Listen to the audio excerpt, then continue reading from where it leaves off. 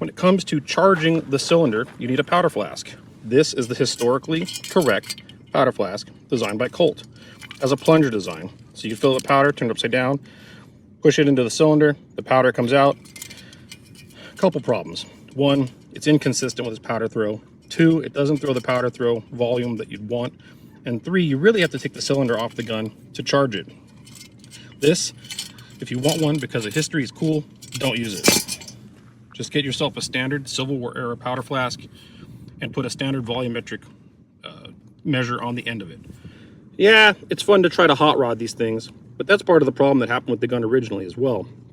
Part of the reason 300 cylinders had to be returned for being ruptured was that people tried to load them to powder charges that were, let's say, sort of insane. And while the gun could and can take a 60 grain powder charge with a round ball, it was never advised. Colt himself said that the maximum charge should be 50 grains, and I'm going to stick with that. Additionally, 50 grains of black powder in this with these is a very potent charge. You're not going to be lacking for power. Hold it upside down, letting gravity do the job, and you'll see it's full of powder. At that point, you take your first chamber and fill it. Half cock the gun.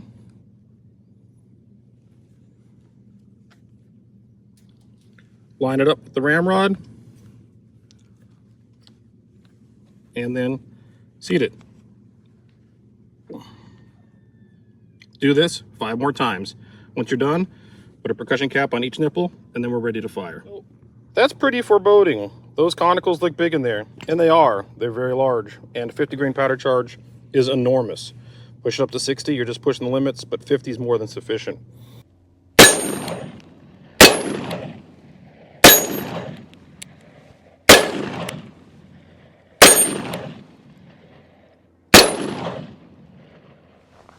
And I just did it. It's over. You saw I had to like turn the cylinder manually. I've fired enough at this point that this gun's getting sticky, needs a cleaning. The black powder is part of the deal. The Colts do better with fouling than most of the other ones that were ever designed.